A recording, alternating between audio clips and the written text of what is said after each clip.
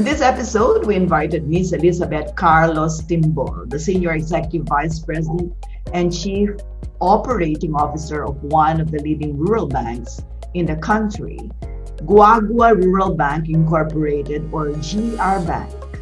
Since she was younger, Ms. Elizabeth Timbol has already shown undeniable leadership skills, having led and established many organizations in her alma mater. Now, she's one of the top executives of her family corporation, the Rural Bank Incorporated. Apart from this, she is also a well-known business leader in Pampanga. Currently, she is the director of the Metro Angeles Chamber of Commerce and Industry Incorporated and a part of the technical advisory group of the Department of Agriculture, which aims to strengthen the partnership of rural banks and the agricultural sector. She is also a known advocate of women empowerment, having received the Woman of the Year Award for Countryside Development from the Asian Leaders Awards. Tonight, we have with us Ms. Elizabeth Timbol, or Liza Timbol, to talk to us about rural banks, entrepreneurship, and women empowerment. Welcome to the program, Ms. Liza. Hi, and thank you for inviting me over in Business as Usual with Sonia Soto. It's a privilege and honor to be invited. 14 kayong magkakapatid. Is that correct? Yes, we're 14, and in fact, we're 7 boys and 7 girls. Wow! Yan, dahil siguro wala pang family planning noon, or did they really want to have a big family? Yes, because my dad is the only son. So he wanted to have many children because, being an only son, perhaps he felt sad or he wants to be in a bigger family of his own. Tell us about your life as a kid. How was it like as a young girl in a big family? I'm the number 12 because I have several older sisters and older brothers, and being raised from a traditional family, you have to follow all the elders. It's like kuya, ate. So, pag mag-uutusan, uutusan next to your next. And just imagine, I'm the 3rd youngest. And it's fun, I see. And were you trained early? Paano ba nagsimula itong bank na ito? Can you tell us kung ilang taon ka noon? When was the bank established by your parents? Yeah, our bank was established in 1954. So that was the age also of our eldest in the family. So it started with a small financing back then and lending to the people in Guagua, Santa Rita nearby, and Davao, because it was established by 3 families, the Carloses, the Coronels, and the Lapid family. Although it's the Carloses who's running the bank, and we're the majority. That's why we're the ones who are here. And when we were small, of course, so we would see our parents work in the house. Our parents, they have become our mantra. They will always say, money doesn't grow on trees, you have to be mindful of the others. You have to be passionate for other people. The more that you become successful, the more that you should be grounded, like the rice pala, the more there's what, mas yumuyu ko, and that respect cannot earn. And that it has the credibility and word of honor is very important. Education will be our tool to success. Kaya we're very conscious of our education because they said someday when you're going to handle any businesses or corporations of ours, you should be knowledgeable in a lot of things. Para naman, they will, because you don't buy respect, you have to earn it. So you really have to work hard for it. You went to LaSalle and Ateneo, no? And when you were younger, you were also involved in many student organizations, di ba? Leader ka na. You were also an athlete, di ba? And then I don't know, at what point did you decide to become a banker? Actually, it wasn't part of my plan. But when I graduated from college, and my dad, our bank was still small back then, and he wanted to expand it further, but he needs people. Like my brother there actually is there already, He's our patriarch, and actually he's my boss, Jose L. Carlos Jr. He's a junior of my dad. But of course, my dad said, when you want to expand, kailangan somebody who will support my brother, because my brother will be the executive, and then us, as nakakabatang sister again, because we're 12, we have to start from the bottom. I became a teller, bookkeeper, all the functions, all the positions in the bank. I went through. In the beginning, I was crying, but at a certain time, we have to accept, because that's the typical traditional family. You have to help in the family business, and that's the rest is history. So, ang hirap din ng pinagdaanan mo siguro. Stricto ba yung tatay mo, tsaka yung kuya mo? Oh my gosh, you said so. I was treated as an ordinary employee, as just the rest. If I will be late, I will be deducted the same as the others.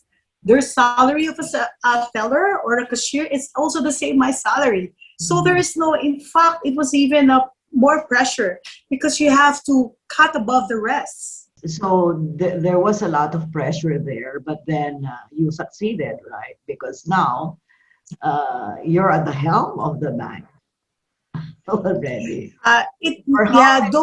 For how many years did you happen to head the bank, be in that position? It's already around 10 years. Whenever there's crisis, they will always see us an opportunity, because I always call ourselves like the Mount Pinatubo babies. We were able to even survive and grew a lot faster during those times. In those times, bigger banks would not lend out, because everybody, it's in Gulf, diba, by Lahar.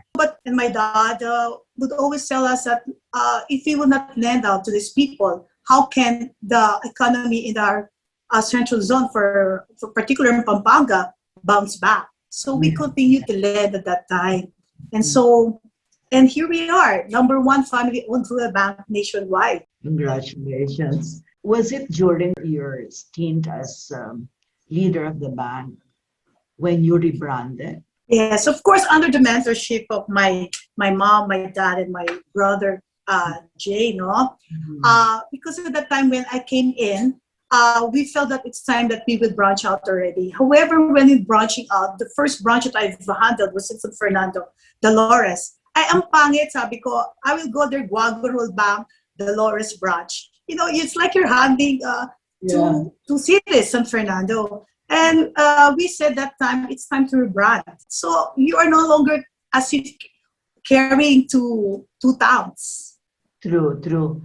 And I think that was a very good, wise move, to rebrand it from Guagua Rural Bank to GRBank. How many GRBanks do you have? 25 branches. In how many? All over Central Luzon, covering basically all over Central Luzon, and one in Quezon City. When we talk of rural banks, particularly GRBank, which is a family-owned corporation, what is unique about it? Our market are the OFW, the farmers, the fisher folks, the MSMEs, and the unbanked sectors. Long before the MSMEs took notice of it, our slogan, if you notice, is empowering MSMEs, enriching Pinoy lives. And that was our slogan ever since, when this MSMEs took notice about it. And if you go to our bank, GRBank particularly, if you're going to borrow, it's a lot faster. It will just take you around more or less 1 week, and this we can easily approve you. It's more of a relationship base. It's personalized. Like we customize its a product. We attend to our clients. That's you can get to talk easily to us. We're approachable. So like now, there's so many things that we have to help and to restructure their loans in case-to-case basis, based on how their cash flows and how's their business doing, and see where we can be of help.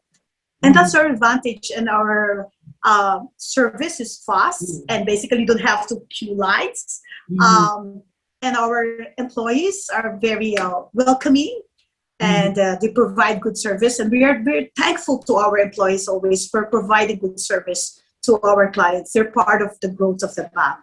I've read a lot about, stories of of the difficulties, the hurdles, the hardships that OFWs go through because the families left behind lack financial literacy.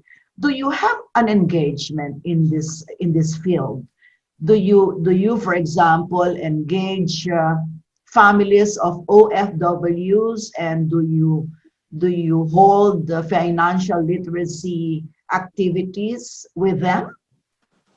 Yes, in fact, I would like to proudly say, because it's a part of our advocacy, and I would like to appreciate our very own president, my brother J. Carlos, who does most of the time the financial literacy to these people, has the patience to do so.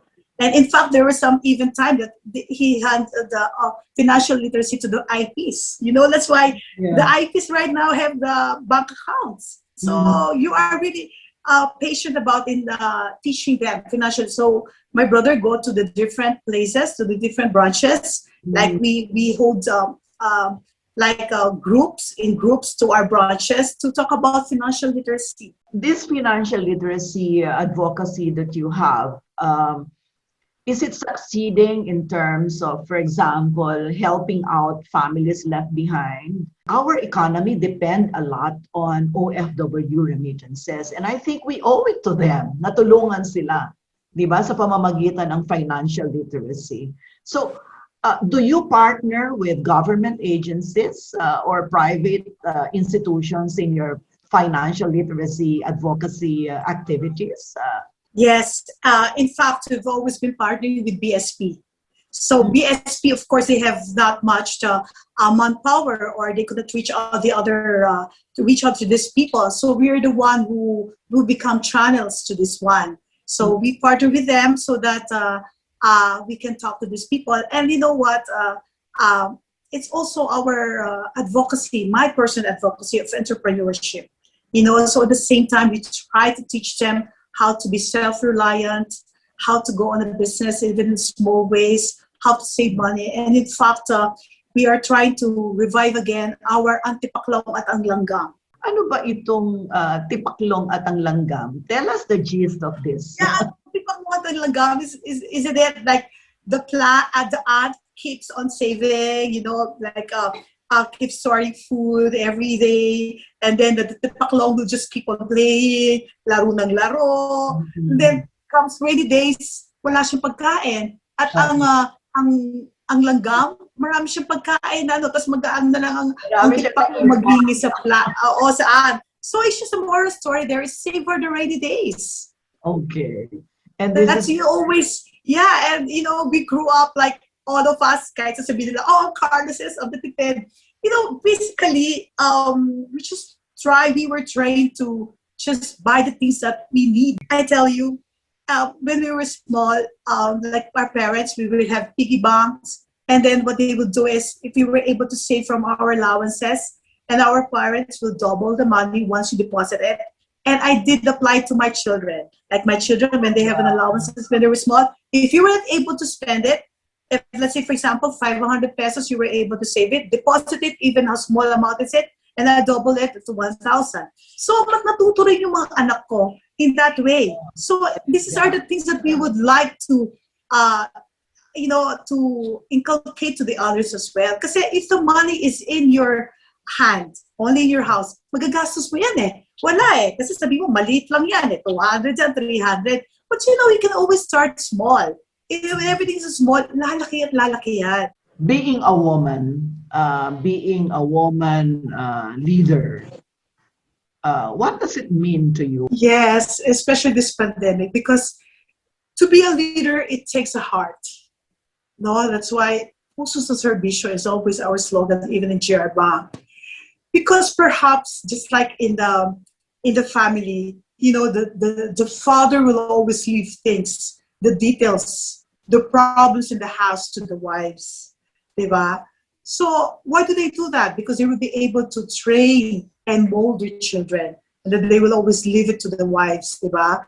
So just like in a company or in any associations or in any leaders, because the women has this persistence, the grit, the grace, the passion, the out of the box thinking, and these are the things that would make would make them a great leaders. It always comes from the heart and the intention about it, the care, because they are caring. Recently, you were elected into a regional position as president of the Rural Bankers Association of the Philippines. Traditionally, the Rural Bankers Association of the Philippines presidency has been held by males, right? How does it feel being elected into this position? Um, hindi ba dagdag na trabaho ito o ano bang challenges ang meron dito? It was really a destiny for me because we never really sought for this position. But when this pandemic came, they needed someone like to come from a bigger bank that will really represent. And they will know that there will be a lot of challenges that will that we will be facing as a president, and that's why they saw that it will come from our bank, no? And it's really an honor and privilege to be the first Kapampangan president, actually, and a female to that, after 6-7 years, going 68 years, to represent the association. Mm-hmm. And because of this, it's an honor to showcase. It's not more about me. It's about showcasing the Kapampangan leadership, to show what a kind of a Kapampangan leadership can do. It's already an innate to lead. No, kaya sinasabi nga nila, alista ang mga Kapampangan, and this is what we're trying to show. It's our culture to lead. What reforms or changes are you actually introducing into the rural banking sector amidst a pandemic? Upon my assumption of my term, I already crafted 3 agenda for reforms for the rural banks. First is to strengthening and capacity building of the rural banks. Second, digitalization. And third, women empowerment.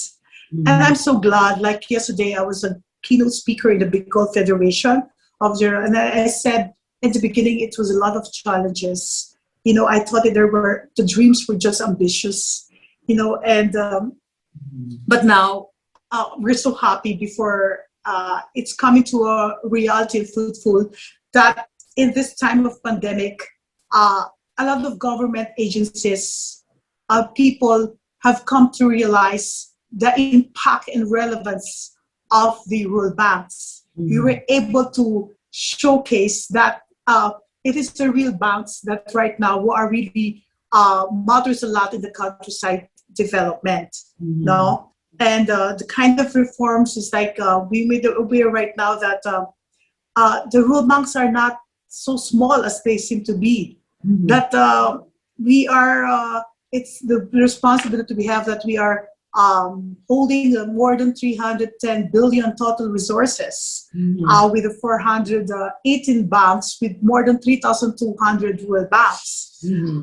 So with more than 20 million clients. So a lot of agencies right now came to realize that, hey, we are the proper conduits. We are the proper channels to be able to reach out these advanced sectors. These people or farmers, the fisher folks, the MSMEs and all of them in the far-flung areas, because it is us who know these sectors very well. And because of that, we are continuously going on a series of memorandum of agreement, such as the DBP, the Department of Agriculture, and several agencies. They realize, it is us, because how can you reach now, especially in this pandemic, there is no face-to-face, and that's us. So in this pandemic, parang we were able now to face the challenge. Our industry is growing in terms of deposits, in terms of loans, and in terms of total resources. I see. Ano ba yung mga programa na meron na pwede nating sabihin na you will really realize women empowerment in the rural banking sector?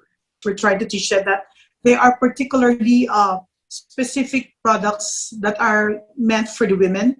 And we are now trying to create new products solely for the women entrepreneurs.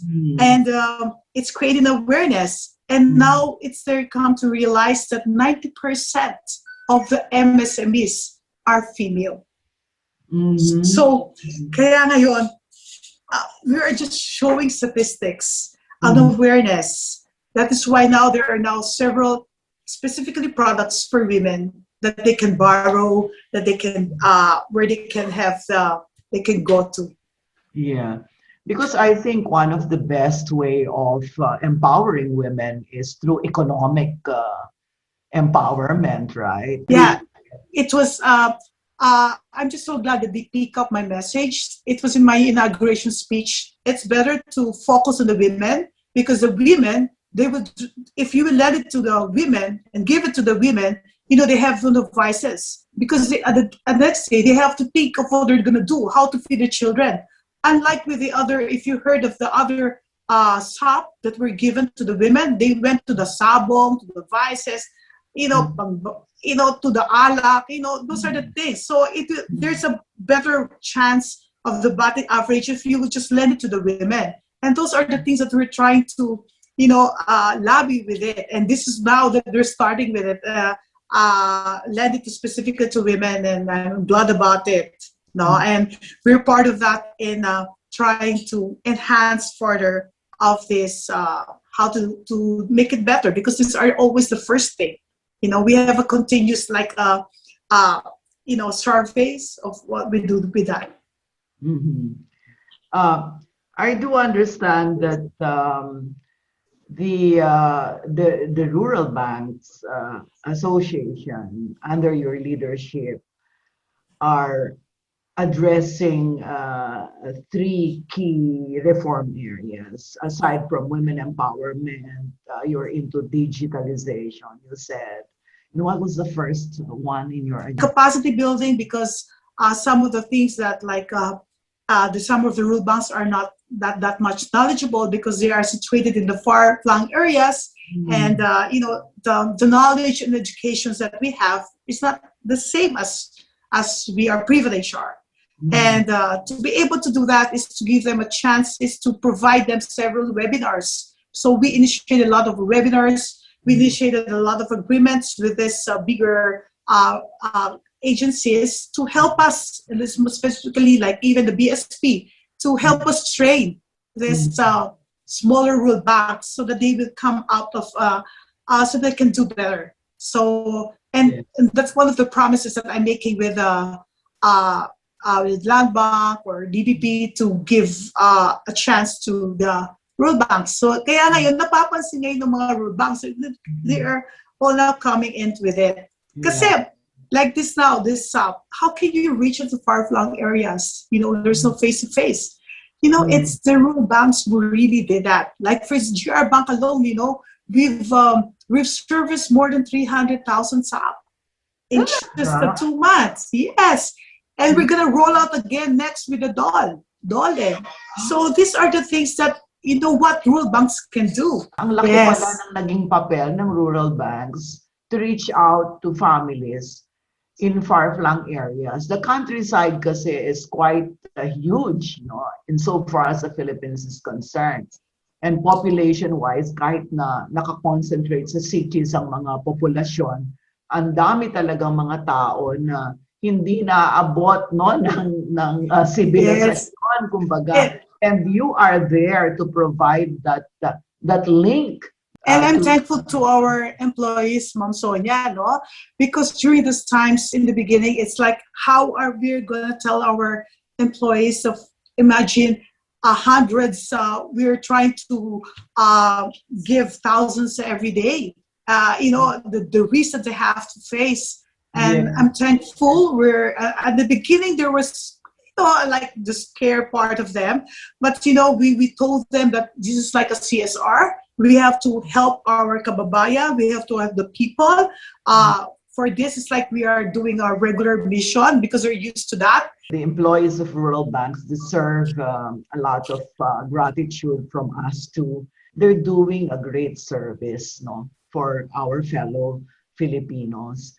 Uh, Ma'am Liza, by way of a parting message, would you like to leave any particular message to our kababayans, yung mga karehiyon at kapwa Pilipino natin, men and women, young and old, who are watching us today and following us in social media? Yes. As a female leader, we have to lead with a vision in hand. We have to walk the talk without forgetting the values that our parents have inculcated in us. And remember that we should not lose our hope, as we have to learn. If we were able to survive Mount Pinatubo back then, which is the worst eruption in the century or in the world, we were able to survive. There's no reason why we would not survive in this pandemic. In fact, there's education in adversity, and greatness is forged in adversity. We can now see the lights. The light as the vaccines are now being rolled out. We will emerge stronger and wiser after this pandemic. Yeah, thank you so much. Very, very well said. Ma'am Liza, maraming salamat. Dakala salamat keka. And thank Ako'y you. magpasalamat kay kayo, Madam Sonia, for inviting and really for taking time and, to interview and so that we can reach out to our kababayan. Thank you so much. Thank you so much. God bless.